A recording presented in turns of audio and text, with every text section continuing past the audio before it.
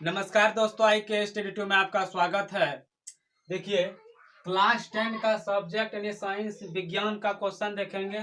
Model paper का जो जारी हुआ है जैक बोर्ड का, उसका सॉल्यूशन देखेंगे। इसमें टोटल जो है 40 क्वेश्चन है और इसमें टाइम जो है समय 1.5 घंटा दिया जाएगा।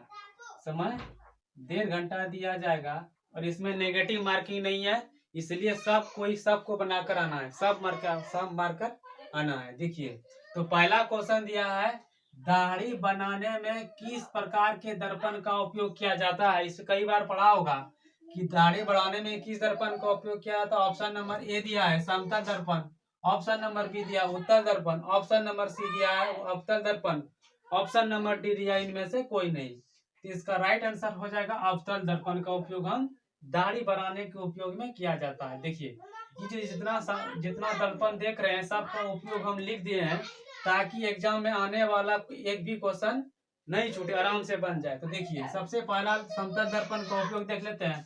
तो समतल दर्पण जो अपने आप देखने के लिए हम चेहरा यानी देखने के लिए उपयोग करते हैं। सोलर कुकर में इसका उपयोग किया जाता है। पेरिस्कोप में इसका उपयोग किया था। पेरिस्कोप क्या होता है? पनडुब्बी, जैसे समुद्र या कोई भी हिंद महासागर में समुद्र में पनडुब्बी जो पानी के अंदर रहता है, मान लो ये पनडुब्बी है और ये पानी के अंदर है, तो पानी के अंदर की बाहर की दृश्य को देखने के लिए, क्या होता है, बाहर की दृश्य को देखने के लिए यहाँ जो है, यहाँ समतल दर्पण लगा रहता है ताकि कोई भी बाहर की दृश्य को देखने के लिए साफ साफ दिखाई देता है। जो इसका अंदर रहता है वो बाहर की दृश्य को देखने के लिए किसका उपयोग किया जाता है? पेरिस्कोप का उपयोग करते हैं। उसमें कौन दर्पण लगा रहता है? समतल दर्पण लगा रहता है। ओके। और केलाइडोस्कोप क्या होता है? ये इस तरह का, ये बच्चा का खिलौना रहता है, इस तरह का होता है। इसमें 3 दर्पण लगा रहता है इसके अंदर। ठीक है, थोड़ा सा अच्छा से बना देते हैं। देखिए, इस तरह केलाइडोस्कोप रहता है और इसके अंदर जो है 3 समतल दर्पण लगा रहता है। इसको अंदर से देखने के बाद 3 गो समतल दर्पण लगा रहता है। तो ये बच्चे के खिलौने में काम आता है, इतना सा याद रखना है। और उत्तल दर्पण का उपयोग क्या था? रोड पर लगे लैंप, जितना रोड में लगा लैंप है उसको दर्पण का लगा हुआ है, उत्तल दर्पण का लगा हुआ है। गाड़ी के पथ दृश्य में, यानी गाड़ी के पथ दृश्य में किस दर्पण का उपयोग किया जाता है? उत्तल दर्पण। या गाड़ी के ड्राइवर के बगल में जो उत्तल दर्पण का लगा रहता है, कौन दर्पण लगा रहता है? उत्तल दर्पण। इस तरह भी पूछ सकता है ताकि पीछे के दृश्य को देख सके, कोई भी वस्तु आ रहा है उसको साइड दे सके। उसको आकार क्या मतलब छोटा साइज बनाता है। और इसका उपयोग देखिए अवतल दर्पण का। अब अवतल दर्पण का उपयोग कहाँ होता है? तो गाड़ी के हेडलाइटों में होता है। दाढ़ी बनाने में, अभी देखो तुरंत पड़े, अवतल दर्पण का उपयोग दाढ़ी बनाने में किया जाता है, सोलर प्लेट में किया जाता है, सर्च लाइटों में किया जाता है, लेजर लाइटों में किया जाता है, आंख, दांत, कान, नली के डॉक्टर में इसका उपयोग किया जाता है। इस जगह से उत्तल लेंस लगा रहता है, अवतल लेंस लगा रहता है और आंख, नाक, दांत, कान को उसको देखने के लिए किया जाता है। फिर परावर्तक दूरबीन में भी किया जाता है। प्रश्न नंबर 2 देखिए, प्रश्न नंबर 2 दिया है, गोलीय दर्पण में फोकस एवं वक्रता त्रिज्या के बीच संबंध क्या होता है? तो ये देखो, ये फॉर्मूला में दिया है। तो F इक्वल टू क्या होता है? R/2। ये इसको हम इधर से क्रॉस में गुना करेंगे, 2F इक्वल टू R हो जाएगा, यानी F जो है 2 गुना होता है R का। इस तरह भी बोल सकते हैं। ठीक है, तो देखिए क्वेश्चन नंबर 3 क्या बोल रहा है? प्रकाश के अपवर्तन की क्रिया में कौन सी भौतिक राशि अपरिवर्तित रहती है? कौन सी भौतिक राशि अपरिवर्तित रहती है, परिवर्तित नहीं होता है? ऑप्शन नंबर ए दिया है आवृत्ति, ऑप्शन नंबर बी दिया वेग, ऑप्शन नंबर सी दिया है तरंगदैर्घ्य, ऑप्शन नंबर डी दिया इनमें से कोई नहीं। तो इसका राइट आंसर हो जाएगा ऑप्शन नंबर ए। इसमें जब प्रकाश की किरण एक माध्यम से दूसरे माध्यम में गुजरती है, ना ही वेग ना ही तरंगदैर्घ्य, इसमें कोई परिवर्तन नहीं होता है। इसमें परिवर्तन होता है, वेग में भी परिवर्तन हो सकता है, वेग में भी परिवर्तन हो सकता है, तरंगदैर्घ्य में परिवर्तन हो सकता है, लेकिन आवृत्ति में कोई परिवर्तन नहीं है। तो इसलिए ऑप्शन नंबर क्या हो जाएगा? ए। ऑप्शन नंबर ए हो जाएगा राइट। क्वेश्चन नंबर 4 है कि 1 मीटर फोकस वाले 1 मीटर फोकस दूरी वाले उत्तल लेंस की क्षमता होगी। यानी 1 मीटर फोकस दूरी वाले उत्तल लेंस की क्षमता निकालना है हमको। क्या निकालना है? क्षमता। हम क्षमता नहीं, पावर। यानी P इक्वल टू होता है 1/f। P इक्वल टू क्या होता है? 1/f होता है। तो देखो इसमें क्या क्या दे दिया है हमें, फोकस दूरी दे दिया, यानी F इक्वल टू दे दिया है, F बराबर दिया है 1 मीटर, और इसमें उत्तल लेंस की क्षमता यानी P निकालना इक्वल टू वाट। तो देखो P इक्वल टू होता है 1, F का मान कितना है? 1 मीटर। एक बार में कट जाएगा, इक्वल टू क्या होता है? 1 डायोप्टर। ऑप्शन नंबर क्या हो जाएगा इसका? ऑप्शन नंबर बी हो जाएगा। ठीक है, नेक्स्ट क्वेश्चन हम देख रहे हैं, मॉडल पेपर का सॉल्यूशन देख रहे हैं। तो क्वेश्चन नंबर 5 तक आज देखेंगे। इसमें क्या बोल रहा है? इसमें बोल रहा है 4D क्षमता वाले, इसमें बोल रहा है 4D क्षमता वाले अवतल लेंस की फोकस दूरी क्या होगी। अवतल लेंस की फोकस दूरी निकालना है हमें। क्या क्या दे दिया है? चाप क्षमता दे दी है, पावर दे दिया है, P इक्वल टू कितना दे दिया है? 4D, 4 डायोप्टर दिया हुआ है। F हमको निकालना है, F हमको निकालना वाट। तो P बराबर क्या होता है? 1/f होता है, पता है नहीं? तो इसको हम लिख सकते हैं, ये देखो, ये गुना में, ये भाग में, इसको हम ऊपर कर सकते हैं, गुना में आ जाएगा, और ये गुना में नीचे आ जाएगा, भाग में, जिसको इस तरह हम लिख सकते हैं, बिल्कुल लिख सकते हैं। तो F इक्वल टू हो जाएगा 1/4। P का मान 4 है, 4 लिख दिए। अब इसको देखो, इसमें सेंटीमीटर में बदलना है। सेंटीमीटर बदलने के लिए 100 से गुना करना पड़ेगा। 25 चुके 100, कितना निकल गया? 25 सेंटीमीटर गया, निकल गया 25 सेंटीमीटर। कितना निकल गया? 25 सेंटीमीटर। ऑप्शन नंबर क्या हो जाएगा इसका? ऑप्शन नंबर बी हो जाएगा। नेक्स्ट क्वेश्चन है, वाहन के अग्रदीपों में किस दर्पण का उपयोग किया जाता है? अवतल दर्पण का उपयोग किया जाता है। कल पढ़े थे, वाहन के अग्रदीपों में किस दर्पण का उपयोग किया जाता है? अवतल दर्पण का, दाढ़ी बनाने में अवतल दर्पण का। ठीक है, क्वेश्चन नंबर नेक्स्ट दिया, मानव नेत्र में किस भाग पर किसी वस्तु का प्रतिबिंब बनता है? तो इसमें किसमें बनेगा? रेटिना पर। इसमें बनता है रेटिना पर। ऑप्शन नंबर क्या हो जाएगा? ऑप्शन नंबर इसमें नहीं दिया है रेटिना, तो दृष्टि पटल, रेटिना को ही दृष्टि पटल बोला जाता है। ऑप्शन नंबर डी हो जाएगा। यानी नेत्र, मानव नेत्र से जितना क्वेश्चन बन सकता है इंपॉर्टेंट, उसको सब हम लिख दिए हैं ताकि आसानी से आप लोग बना सके। ये मानव नेत्र बना दिए हैं। देखो इस, ये मानव नेत्र है, ये पूरा मानव नेत्र है। इस वो देखो, ये पूरा, ये पहला वाला जो भाग है, ऊपरी भाग को, इसको क्या कहते हैं? इसको पारतारिका कहते हैं, परितारिका कहेंगे इसको। और थोड़ा और इसको अंदर जाएंगे तो इसको काले रंग का जो इसमें भाग रहता है, इसको, इस बीच वाला भाग को पुतली कहते हैं, जिसमें प्रकाश प्रवेश करता है। स्वच्छ मंडल हो जाएगा ये ऊपरी वाला भाग को, पूरा ऊपरी वाला भाग को स्वच्छ मंडल बोला जाता है। और इसमें जो थोड़ा सा किनारे चिपचिपा रहता है उसको जल द्रव कहते हैं। और इसके अंदर में ये जो है सिलियरी मांसपेशी द्वारा दोनों को पकड़ा पक्ष में भी पेशीय कहते हैं। और यहाँ से प्रकाश गुजरेगा तो यहाँ रेटिना पर, यहाँ दृष्टि पटल पर क्या बनेगा? इमेज बनता है। और ये जो यहाँ से प्रकाश गुजरेगा, इसमें मानव नेत्र में किस प्रकार का लेंस होता है? अवतल की उत्तल लेंस का होता है। ठीक है, अब एक एक करके पढ़ेंगे इसको। देखिए पूरा पॉइंट लिख दिए हैं। जिस पर प्रतिबिंब बनता है उसे रेटिना कहते हैं। जहां पर प्रतिबिंब बनेगा वहां पर रेटिना कहते हैं।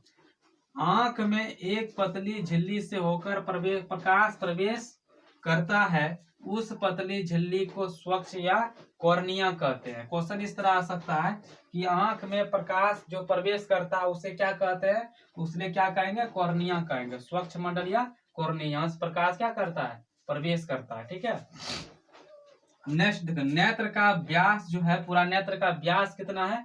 तो व्यास 2.3 सेंटीमीटर होता है। नेत्र के अंदर लेंस का पकड़े रखने के वाले पेशीय धागे को परितारिका कहते हैं। यानी नेत्र के जो अंदर है उसको पेशीय धागों से क्या कर पकड़ के रखा है, तो उसको हम क्या कहेंगे? परितारिका कहते हैं। मानव नेत्र में उत्तल लेंस का लगा रहता है। क्वेश्चन पूछ सकता है मानव नेत्र किस प्रकार का लेंस है लगा रहता है? तो उत्तल लेंस का लगा रहता है। और जितना पॉइंट इंपोर्टेंट है सब लिख दिए हैं। आंख के रंगीन भाग को आयरिस यानी परितारिका कहते हैं। आंख के रंगीन भाग के, तो ये जो पूरा रंगीन भाग है, ये पूरा रंगीन भाग, और बीच में थोड़ा सा काला रंग का छेद रहता है, उसी को हम पुतली कहते हैं। तो इसको पूरा रंगीन भाग को क्या कहते हैं? परितारिका कहते हैं। आंख के रंगीन भाग को क्या कहते हैं? परितारिका कहते हैं। ये भी क्वेश्चन इंपॉर्टेंट है। आंख का सामान्य दूरबिंदु कितना है? आंख का सामान्य दूरबिंदु पूछेगा तो अनंत हो जाएगा, और निकट पूछेगा तो क्या हो जाएगा? निकट पूछेगा 25 सेंटीमीटर। तो समान नेत्र का निकट दूर बिंदु कितना है? 25 सेंटीमीटर। दूर पूछेगा तो अनंत हो जाएगा। अब नेक्स्ट प्रश्न है, प्रश्न नंबर 7 पढ़ रहे थे। प्रश्न नंबर 7 का देखिए थोड़ा और लिख दिए हैं ताकि क्वेश्चन छूटे नहीं। अभिनेत्र लेंस की फोकस दूरी में परिवर्तन कर सकता है, तो पक्षांबी पेशी द्वारा क्या करता है? अभिनेत्र लेंस की फोकस दूरी में परिवर्तन कर सकता है। फोकस दूरी घटा सकता है और बढ़ा सकता है। कौन कर सकता है? पक्षांबी पेशी द्वारा। ठीक है। नेक्स्ट प्रश्न है, नेत्र द्वारा बना प्रतिबिंब। नेत्र द्वारा बना प्रतिबिंब वास्तविक, उल्टा और क्या होता है? वास्तविक, उल्टा और छोटा होता है। यानी नेत्र द्वारा बना प्रतिबिंब, क्वेश्चन पूछेगा नेत्र द्वारा बना प्रतिबिंब कैसा बनता है, तो वास्तविक तथा उल्टा बनता है। नेत्र में प्रकाश, नेत्र में प्रकाश किसके द्वारा मतलब प्रवेश करता है? तो पुतली द्वारा। क्वेश्चन इस तरह पूछ सकता है कि नेत्र में प्रकाश की किरण पुतली द्वारा प्रवेश करता है। नेत्र जो है प्रकाश किस द्वारा प्रवेश, नेत्र में प्रकाश किसके द्वारा प्रवेश करता है? तो पुतली द्वारा। किसके द्वारा? पुतली द्वारा। क्वेश्चन इस तरह बन सकता है। क्वेश्चन भी पूछ सकता है, रेटिना में 2 प्रकार की कोशिकाएं क्या होती है? तो कौन कौन? क्षण कोशिका और शंकु कोशिकाएं। तो देखो रेटिना में 2 प्रकार की कोशिका होती है। क्वेश्चन नंबर ये तो एक होगा। और इसमें कोशिका में देखो 2 बनता है, एक क्षण कोशिका है, दूसरा बनता है शंकु कोशिका है। ठीक है। अब नेक्स्ट देखिए, समान नेत्र का दूरबिंदु क्या होता है? समान नेत्र का दूरबिंदु, दूरबिंदु पूछ रहा था, इसमें अनंत हो जाएगा। दूरबिंदु पूछेगा तो अनंत, और निकट बिंदु पूछेगा तो 25 सेंटीमीटर मार देंगे। नेक्स्ट क्वेश्चन नंबर 9 है, नेत्र में जाने वाली प्रकाश की मात्रा नियंत्रित कौन करता है? अब नेत्र में जो प्रकाश की किरण जाता है वो नियंत्रित कौन करता है? तो हम बताए थे अभी पुतली अभी तुरंत पढ़े हैं। क्वेश्चन नंबर 10 है, मानव नेत्र में प्रतिबिंब की प्रकृति होती है। तो मानव नेत्र में प्रतिबिंब की प्रकृति कैसी होगी? सीधा आभासी, ऑप्शन नंबर बी। उल्टा आभासी, ऑप्शन नंबर सी। सीधा वास्तविक, ऑप्शन नंबर डी। उल्टा वास्तविक। तो देखो हम पहले अभी पढ़ चुके हैं कि मानव नेत्र जो द्वारा जो बनाएगा प्रतिबिंब कैसा बनाएगा? तो वो उल्टा और वास्तविक बनाएगा। इसमें ऑप्शन नंबर क्या हो जाएगा? Option number D. देखिए नेक्स्ट प्रश्न है, प्रश्न 11 दिया हुआ है कि 1 किलोमीटर यानी 1 किलोवाट निम्न में से किसकी इकाई है? तो 1 किलोवाट निम्न में से किसकी इकाई हो जाएगा? ये ऊर्जा का हो जाएगा, ऑप्शन नंबर बी। तो देखो इस सब का ऑप्शन के सब जितना इंपॉर्टेंट क्वेश्चन है सब लिख दिए हैं। जितना क्वेश्चन बन सकता है सब आने की प्रबल संभावना है। तो देखियो, शक्ति का ऐसा मात्रक वाट होता है। शक्ति का ऐसा मात्रक वाट, शक्ति का ऐसा मात्रक वाट। ऊर्जा का ऐसा मात्रक किलोवाट घंटा होता है। तो भाई पढ़े, ऊर्जा का ऐसा मात्रक किलोवाट घंटा होता है। किलोवाट घंटा किसकी इकाई है? तो ऊर्जा का। बल का ऐसा मात्रक न्यूटन, ये सभी को मालूम है। बल का ऐसा मात्रक न्यूटन सभी को मालूम है, ये याद हो जाएगा। विद्युत धारा का ऐसा मात्रक एम्पियर। विद्युत धारा का ऐसा मात्रक कितना? एम्पियर। विद्युत धारा का ऐसा मात्रक एम्पियर होता है। विद्युत ऊर्जा का व्यवहारिक मात्रक किलोवाट घंटा। देखो विद्युत ऊर्जा का व्यवहारिक मात्रक होता है किलोवाट घंटा। विभवांतर का ऐसा ही मात्रक होता है वोल्ट मीटर। विभवांतर का ऐसा ही मात्रक वोल्ट मीटर। उसी प्रकार विभव का ऐसा ही मात्रक पूछेगा तो वोल्ट होता है। विभवांतर का ऐसा ही मात्रक क्या हो जाएगा? Volt meter. और विभव का ऐसा ही मात्रक वोल्ट होता है, सिर्फ वोल्ट। ठीक है। और विद्युत आवेश का ऐसा ही मात्रक कूलम होता है। विद्युत आवेश का ऐसा ही मात्रक कूलम। ये सारा जितना क्वेश्चन है ये सब सारा इंपॉर्टेंट क्वेश्चन है, एग्जाम में आने की प्रबल संभावना है। अब नेक्स्ट प्रश्न दिया है, प्रश्न नंबर 12 जो है बोल रहा है कुलम्ब का ऐसा मात्रक होता है या क्या है? कुलम्ब का ऐसा मात्रक है विद्युत आवेश, विद्युत धारा, विद्युत विभवांतर या प्रतिरोध। तो देखो विभवांतर और प्रतिरोध तुरंत पढ़े।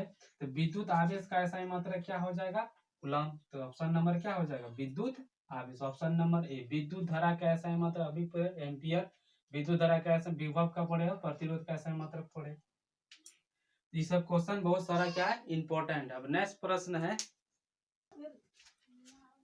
नेक्स्ट प्रश्न दिया हुआ है। नेक्स्ट प्रश्न है कि विद्युत मोटर एक युक्ति है जो परिवर्तित करती है। तो विद्युत मोटर एक युक्ति है जो परिवर्तित करती है। तो ऑप्शन नंबर ए दिया है, यांत्रिक ऊर्जा को विद्युत ऊर्जा में, विद्युत ऊर्जा को यांत्रिक ऊर्जा में, और रासायनिक ऊर्जा को विद्युत ऊर्जा में। ऑप्शन नंबर डी, विद्युत ऊर्जा को रासायनिक ऊर्जा में।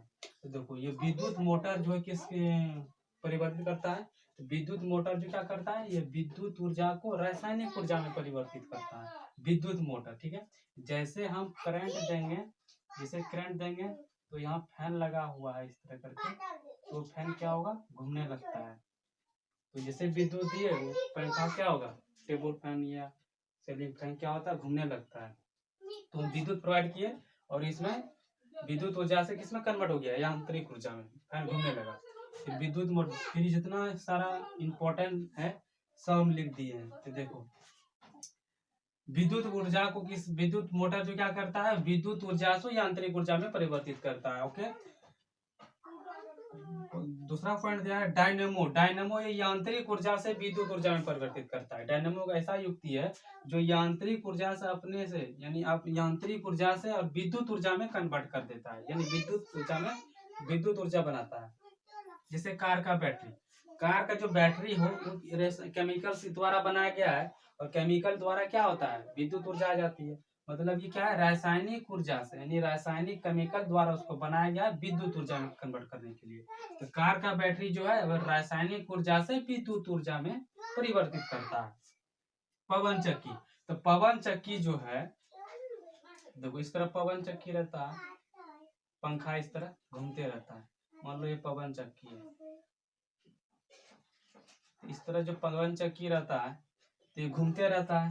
तो ये घूमते रहता है पवन चक्की, तो ये यांत्रिक ऊर्जा से किसमें करता है, विद्युत ऊर्जा में। पहले पवन चक्की द्वारा विद्युत ऊर्जा उत्पन्न करता, अभी भी हो रहा है, यानी यांत्रिक ऊर्जा से विद्युत ऊर्जा वो बना रहा है, यानी विद्युत ऊर्जा में परिवर्तित कर देता है। सितार, सितार जो हम बजाते हैं वो एक यांत्रिक ऊर्जा है, यांत्रिक ऊर्जा से किसमें बदल दिया, ध्वनि ऊर्जा में। यांत्रिक ऊर्जा से ध्वनि ऊर्जा में, यांत्रिक ऊर्जा से ध्वनि ऊर्जा में। जैसे जलता मोमबत्ती, जलता मोमबत्ती ये क्या है, रासायनिक केमिकल द्वारा बनाया गया है, और इसमें क्या कर, जैसे जलाएंगे तो उसमें क्या होगा, प्रकाश होगा, और उसमें थोड़ा थोड़ा उसमें निकलेगा, मतलब गर्म का महसूस होगा। तो रासायनिक ऊर्जा से प्रकाश एवं उसी ऊर्जा में परिवर्तित करता है कौन, जलता मोमबत्ती। उसी प्रकार जलता कोयला, तो जलता कोयला ये भी क्या, रासायनिक केमिकल, यानी केमिकल है सब। तो रासायनिक ऊर्जा से ये भी क्या करेगा, उसमें ऊर्जा बनाएगा, यानी रासायनिक ऊर्जा से कोयला को जलाएंगे तो जलाते जलाते एक समय ऐसा आ जाएगा, पूरा क्या होगा, उसमें ऊर्जा उत्पन्न होगा। जैसे टेलीफोन, टेलीफोन ये ध्वनि ऊर्जा से विद्युत ऊर्जा में परिवर्तन करता है। टेलीफोन, टेलीफोन जो है वो कैसे करता है, ध्वनि ऊर्जा से। टेलीफोन ध्वनि ऊर्जा से वो विद्युत ऊर्जा में कन्वर्ट करते हैं। जैसे यहाँ से हेलो हेलो बोलते हैं, वो विद्युत ऊर्जा में परिवर्तित कर देता है दूसरे के पास। लाउड स्पीकर, तो लाउड स्पीकर क्या है, तो लाउड स्पीकर ये विद्युत ऊर्जा से ध्वनि ऊर्जा में, जितना हम लाउड स्पीकर बजाते हैं वो क्या करता है, विद्युत पहले लेगा, पहले जैसे ये मान लो बॉक्स है, इसको पहले हम विद्युत देंगे तब ये ध्वनि उत्पन्न करेगा, तब ये साउंड आवाज उत्पन्न करेगा। तो विद्युत ऊर्जा से ध्वनि ऊर्जा में परिवर्तित करता है कौन, लाउड स्पीकर। फिर विद्युत हीटर, विद्युत हीटर जो है ये विद्युत लेगा फिर क्या करेगा, उसमें उत्पन्न करेगा। विद्युत हीटर जो खाना वाना बनाने में आता है काम में, तो पहले विद्युत लेगा फिर उसमें क्या हो जाएगा, उसमें ऊर्जा मतलब गर्म होगा, फिर उसमें हम आसानी से खाना बना सकते हैं। परमाणु बम, परमाणु बम क्या है, एक केमिकल है, तो रासायनिक ऊर्जा से नाभिकीय ऊर्जा में परिवर्तित कर देता है। यानी परमाणु बम जो है रासायनिक ऊर्जा से किसमें बदलता है, नाभिकीय ऊर्जा में। तो देखिए सब इम्पोर्टेंट है, इसीलिए हम लिख दिए हैं ताकि अच्छा से समझ में आ सके। नेक्स्ट प्रश्न है, प्रश्न नंबर 17 दिया, निम्नलिखित में कौन प्राकृतिक सूचक का उदाहरण है।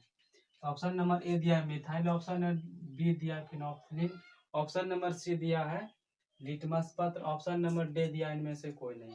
तो देखिए इनमें से कोई नहीं, ऑप्शन नंबर डी में दिया है, बोला है इसे प्राकृतिक सूचक। प्राकृतिक सूचक हम लोग पढ़े लिटमस पत्र को कहते हैं, प्राकृतिक सूचक लिटमस पत्र। और ई जो हो गया मिथाइल फिनोल्फिन, जो हो जाएगा ये कृत्रिम सूचक, ये कृत्रिम सूचक है। ऑप्शन नंबर, इसका ऑप्शन नंबर सी हो जाएगा। राइट आंसर कृत्रिम सूचक है। और क्वेश्चन पूछेगा मिथाइल प्राकृतिक सूचक है तो नहीं है, यह कृत्रिम सूचक है। फिनोक्सिल भी मानव द्वारा तैयार किया जाता है, ठीक है। और नेक्स्ट प्रश्न दिया है किसी विलयन का पीएच मान 10 है तो वह निम्नलिखित में से क्या होगा। यानी किसी विलयन का अगर पीएच मान 10 है तो निम्नलिखित में से क्या होगा, अम्ल होगा या वो लवण होगा या उदासीन होगा या क्षार होगा। तो देखिए अगर किसी विलयन का मान पीएच मान 10 है तो देखिए 10 होगा तो वो क्षार हो जाएगा, ऑब्वियसली बात है। अगर 10 होगा तो क्या हो जाएगा, क्षार। कैसे, तो देखिए इस ये क्या है, एक सूचक है, ये 0 से लेकर 14 तक रहता है। तो 7 जो बीच में जो 7 रहता है ये क्या होता है, उदासीन होता है। और इधर से जाएंगे तो इधर क्या हो जाएगा, अम्लीय हो जाएगा। और 7 से बाद जाएंगे तो ये क्या हो जाएगा, क्षारीय हो जाएगा। 8, 9, 10, 11, 12, 13, 14 ये सब क्या है, ये सब क्षारीय है। और 1, 0, 1, 2, 3, 4, 5, 6 क्या है, ये सब अम्लीय है। उदासीन पूछेगा तो 7, अगर उदासीन पूछेगा तो 7 हो जाएगा। उसी प्रकार जितना इंपॉर्टेंट क्वेश्चन है सब लिख दिए हैं। लिखा गया है कि अम्ल का पीएच मान 7 से कम होता है। अम्ल का पीएच मान 7 से कम होता है। अम्ल का पीएच मान कितना हो जाएगा, 7 से कम होता है। ये सब क्या है, अम्ल है। इधर से जितना और जाएंगे सब कम ही मिलेगा, 7 से क्या होगा, कम होगा। फिर क्षार का छूने में कैसा लगता है, साबुन के जैसा लगता है। क्षार को हम छुएंगे तो साबुन के जैसा लगेगा। सिरका, सिरका अम्ल का पीएच मान 2, 4, 3, 4 होता है। यानी सिरका अम्ल का अगर पूछेगा तो सिरका अम्ल का पीएच मान कितना होगा, 2, 3, 4, 4 होता है। एक इसमें से कोई एक पूछेगा। अम्ल का स्वाद कैसा होता है, खट्टा होता है। अम्ल का स्वाद खट्टा होता है। और यह अम्ल जो है नीले लिटमस पत्र को लाल कर देता है। ये नीले लिटमस पत्र को लाल कर देगा। और क्षार जो है लाल लिटमस पत्र को नीला करता है, यानी उल्टा कर देता है। एक ही को याद रखना है, अम्ल जो है नीले लिटमस पत्र को लाल कर देता है और ये लाल लिटमस पत्र को नीला कर देता है। ये प्राकृतिक सूचक होता है जांचने के लिए, जांच करने के लिए। और अम्ल जो है जो जल में घुलकर H+ आयन देता है वो अम्ल कहलाता है।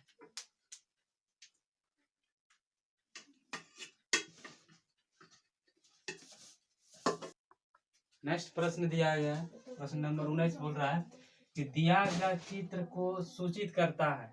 ये चित्र इस तरह दिया था, यानी इस तरह दिया था। ये चित्र था, इसमें पानी कुछ अम्ल गिर रहा था, इसमें हाथ लगाया हुआ था, इधर से भी गिर रहा था, इधर से भी हाथ लगा रहा था। इसे बोल रहा हमेशा ऑप्शन नंबर ए दिया है, हमें हमेशा हाथ साफ रखना चाहिए।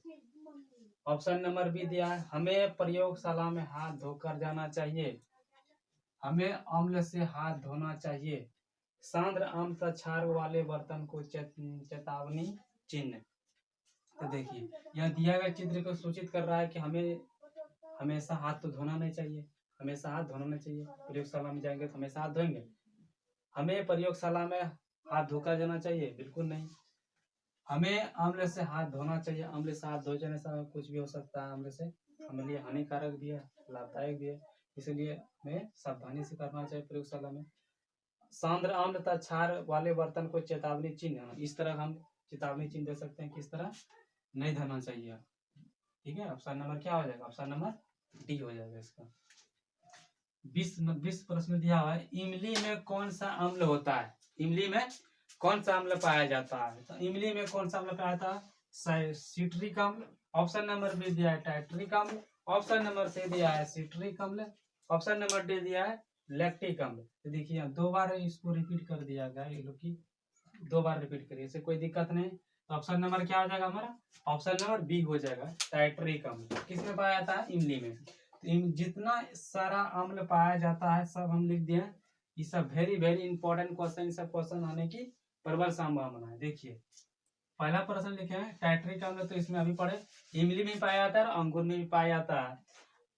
एसिटिक अम्ल ये सिरका में पाया जाता है, एसिटिक अम्ल या सिरका में पाया जाता है। साइट्रिक अम्ल या नींबू और नारंगी में पाया जाता है। साइट्रिक अम्ल जो है ये नींबू और नारंगी में पाया जाता है। मेलिक अम्ल जो है किसमें पाया जाता है, सेब में पाया जाता है। मेलिक अम्ल सेब में पाया जाता है। ऑक्जेलिक अम्ल टमाटर और अमरूद में पाया जाता है। ऑक्जेलिक अम्ल टमाटर और अमरूद में पाया जाता है। फिर नेक्स्ट लिखे लैक्टिक अम्ल, इसमें खट्टा दूध या दही में पाया जाता है, दूध या दही में पाया जाएगा। कौन? लैक्टिक अम्ल। फॉर्मिक अम्ल जो है चींटी और मधुमक्खी के डंक में पाया जाता है। कौन? फॉर्मिक अम्ल चींटी और मधुमक्खी के डंक में पाया जाता है। ब्यूटरिक अम्ल, ब्यूटरिक अम्ल ये मक्खन में पाया जाता है, ब्यूटरिक अम्ल ये मक्खन में पाया जाता है। एस्टाइरिक अम्ल, एस्टाइरिक अम्ल ये वसा में पाया जाता है, किसमें पाया जाएगा? वसा में पाया, एस्टाइरिक अम्ल। ओलिक अम्ल जो है ये जैतून का तेल में पाया जाता है। ओलिक अम्ल किस में पाया जाता है? जैतून के तेल में पाया जाता है। और एस्कार्बिक एसिड जो है ये प्याज और आंवला में पाया जाता है। एस्कार्बिक एसिड किस में पाया जाता है? प्याज और आंवला में पाया जाता है। मृदु पेय पदार्थ, जितना मृदु पेय पदार्थ उसमें क्या पाया जाता है?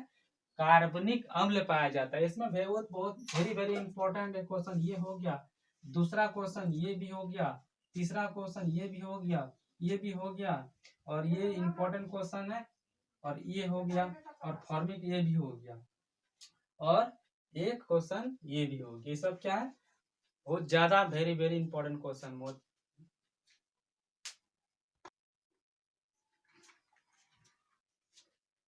नेक्स्ट प्रश्न दिया गया है, प्रश्न नंबर 21। इसे बोला कौन सा अधातु कमरे के ताप पर द्रव अवस्था में पाया जाता है। इसमें कौन सा अधातु पूछ रहा है कि कमरे के ताप पर द्रव अवस्था में पाया जाता है। तो ऑप्शन नंबर ए दिया सोडियम, ऑप्शन नंबर बी दिया पारा, ऑप्शन नंबर सी दिया bromine, option bromine, option number D दिया क्लोरीन। तो देखिए इसमें अधातु पूछा है, तो इसलिए कमरे के ताप पर हो जाता है ऑप्शन नंबर ब्रोमीन। ब्रोमीन धातु अधातु है जो कमरे के ताप पर द्रव अवस्था में पाया जाता है, और धातु पूछता तब हो जाता पारा। ठीक है, इसको हम जितना इंपॉर्टेंट क्वेश्चन सब लिख दिया है। तो कौन सा धातु, कौन सा धातु कमरे के ताप पर द्रव अवस्था में पाया जाता है? तो पारा। पारा देखिए इसमें थोड़ा अंतर है, और धातु और धातु पूछेगा तो ब्रोमीन हो जाएगा, और धातु पूछेगा तो पारा हो जाएगा।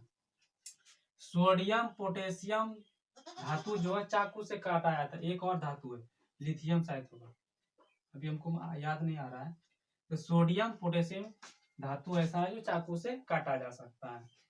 सोडियम धातु को केरोसिन तेल में डुबा कर रखा जाता है। सोडियम धातु को एक केरोसिन तेल में डुबा कर रखा जाता है। एक क्वेश्चन इस तरह भी पूछ सकता है कि सोडियम धातु के केरोसिन तेल में डुबा कर क्यों रखा जाता है, इस तरह भी प्रश्न बनता है। इसलिए सोडियम धातु केरोसिन तेल में डुबा कर रखा जाता है, ये क्वेश्चन बन सकता है एक नंबर में। उष्मा की सबसे अच्छी चालक पूछेगा तो सोना और चांदी हो जाएगा। उष्मा की सबसे अच्छी चालक कौन सी है? तो सोना और चांदी। और पूछेगा सबसे लंबी तार के रूप में परिवर्तित किया जा सकता है सोना और चांदी। इसको पीटने के बाद टूटता नहीं, इसलिए एक लंबी तार के रूप में परिवर्तित कर सकता है। 1 ग्राम सोना को हम 2 किलोमीटर तार के रूप में परिवर्तित कर सकते हैं। ठीक है, और उष्मा की कुचालक पूछेगा तो पारा और सीसा हो जाएगा। उष्मा की कुचालक पारा और सीसा हो जाएगा। क्वेश्चन नंबर 22 दिया, निम्नलिखित में से किस पदार्थ का उपयोग अग्निशामक बनाने में किया जाता है। तो देखो sodium carbonate, sodium hydrogen carbonate, sodium chloride, sodium hydroxide. इसमें हो जाएगा सोडियम हाइड्रोजन कार्बोनेट का उपयोग हम करते हैं अग्निशामक बनाने के रूप में। फिर क्वेश्चन नंबर नेक्स्ट दिया, आधुनिक आवर्त सारणी में, आधुनिक आवर्त सारणी किस आधार पर बनी है। यानी आधुनिक आवर्त सारणी, थोड़ा सा हम फिगर बना दिए समझने के तौर पर। तो आधुनिक आवर्त जो सारणी है वो किस आधार पर बनाया गया? परमाणु संख्या के आधार पर, परमाणु द्रव्यमान के आधार पर, परमाणु संख्या संरचना के आधार पर, और परमाणु का आकार के आधार पर, किस आधार पर बनाया गया? तो ऑप्शन नंबर इसका ए हो जाएगा। किस आधार पर? परमाणु संख्या के आधार पर इसमें सजाया गया है। परमाणु संख्या के आधार पर, हाइड्रोजन 1, हीलियम 2, इस तरह करके परमाणु संख्या के आधार पर सजाया गया। इसमें और क्वेश्चन बन सकता है कि आधुनिक आवर्त सारणी में कितने वर्ग हैं। आधुनिक आवर्त सारणी में कितने वर्ग हैं? इसमें करके 1 2 3 4 5 कहाँ तक जाता है? 18 तक। ये हो गया, देखो ये हो जाएगा, इधर से और जाएंगे तो ये हो जाएगा आवर्त, और इधर इस सोया हुआ रेखा को क्या कहेंगे? सोया हुआ रेखा को हम वर्ग कहते हैं, और स्तंभ खड़ा हुआ स्तंभ को क्या बोलेंगे, आवर्त। ठीक है, तो ये बाई हो गया, ये दाई हो गया। तो पूछता है क्वेश्चन, आधुनिक आवर्त सारणी में कितने वर्ग हैं? तो टोटल कितने वर्ग हैं? 18 वर्ग हैं।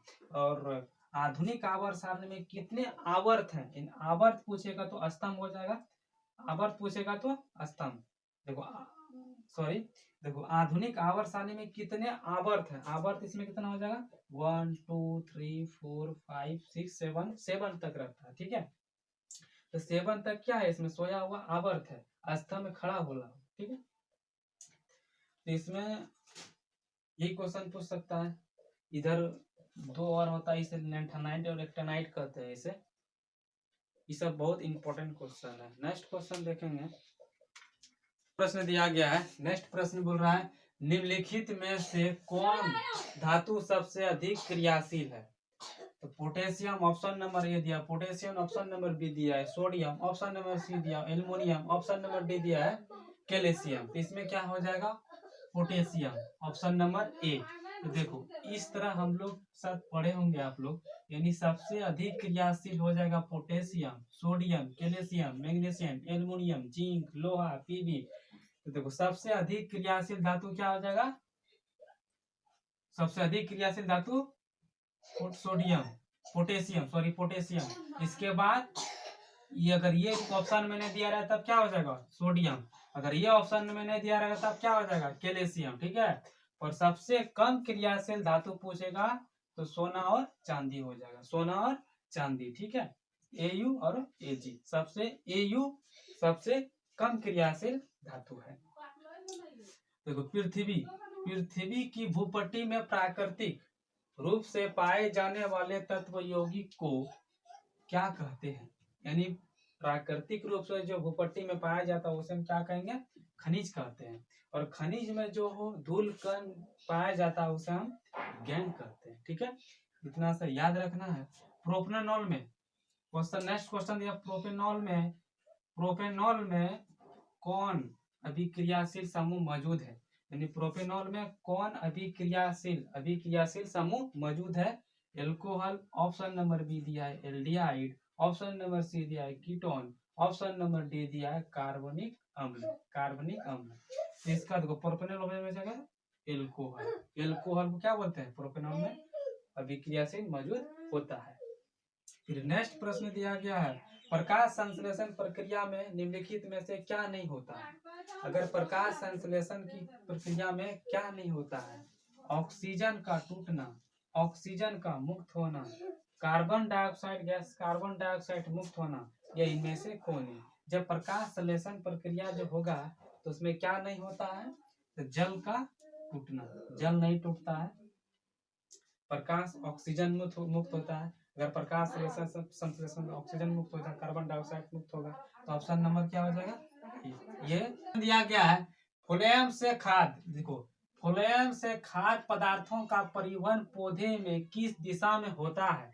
यानी जो पौधे जो खाद्य पदार्थ अपने ग्रहण करते हैं तो किसके द्वारा करते हैं और कैसे कैसे ऊपर से नीचे की ओर? देखो केवल ऊपर की ओर होता है, जो खाद्य पदार्थ ग्रहण करते हैं केवल ऊपर की ओर ग्रहण करते हैं, केवल ऊपर की ओर होता है या केवल नीचे की ओर? ऊपर और नीचे दोनों की ओर, इनमें से कोई नहीं। तो देखो ये अगर मान लो ये पेड़ दिया हुआ है, अगर ये पेड़ पौधा है, ये पेड़ है, तो इसमें फ्लोएम से खाद्य पदार्थों का परिवहन किसके द्वारा हो जाएगा, ऊपर नीचे। कुछ पदार्थ पेड़ जमीन से लेगा, ठीक है, और कुछ क्या होता है, सूर्य प्रकाश की रोशनी से लेगा। इसमें ऊपर भी हरी पत्तियों में भी चाहिए, तो पत्ती से ऊपर से क्या करेगा, नीचे से और ऊपर की ओर जाएगा, यानी ऊपर से नीचे की ओर आ सकता है, ऊपर से नीचे की ओर आएगा पोषक तत्व लेने के लिए। तो केवल ऊपर की ओर, केवल नीचे की ओर, ऊपर और नीचे दोनों की ओर, इनमें से कोई नहीं। तो ऑप्शन नंबर इसमें सी हो जाएगा, यानी ऊपर और नीचे दोनों की ओर होता है। ठीक है, इसमें खाद्य पदार्थों का परिवहन दोनों की ओर होता है। यानी पेड़ पौधा जो रहता है इसमें पोषक तत्व जो है वो मिट्टी से लेता है और इसके द्वारा एक पेड़ पौधा अपनी पत्तियों के द्वारा क्या करता है, पहुंचाता है। तो ऊपर और नीचे दोनों की ओर होता है। देखो 29 नंबर दिया है, विकृत की रचनात्मक तथा क्रियात्मक इकाई को क्या कहते हैं? कोशिका, विकृत, ये न्यूरॉन या डायलिसिस। तो ऑप्शन नंबर इसमें हो जाएगा बी, यानी विकृत कहते हैं, विकृत कहते हैं। ठीक है।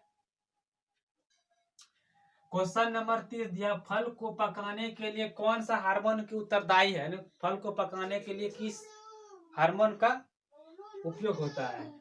तो ऑक्सीजन, ऑप्शन नंबर ए दिया ऑक्सीजन, ऑप्शन नंबर बी दिया जिबरेलिन, ऑप्शन नंबर सी दिया एथिलीन, ऑप्शन नंबर डी दिया पाइलोसिटोसिन, पाइसोटेसिन, पाइसोटेसिन।